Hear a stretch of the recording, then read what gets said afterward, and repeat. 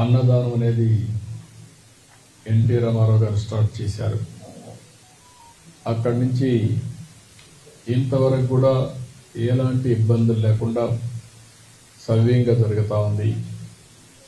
ఈరోజు ఆయన ప్రారంభించిన ఈ కార్యక్రమానికి 2,200 కోట్ల రూపాయల కార్పస్ ఉంది.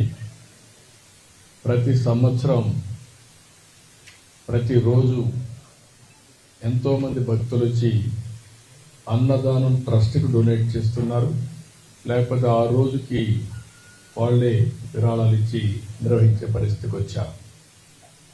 ఇది ఒక మహత్తరమైన కార్యక్రమం. ఇది శాశ్వతంగా జరుగుతుంది. ఈ సందర్భంగా మేము అక్కడికి వచ్చినప్పుడు కాంట్రిబ్యూట్ చేయడమే కాకుండా నేరుగా అక్కడ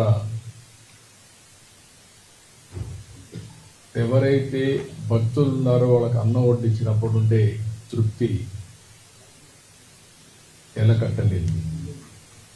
అందుకనే ఫ్యామిలీ మెంబర్స్ అందరూ కూడా సర్వ్ చేశాం.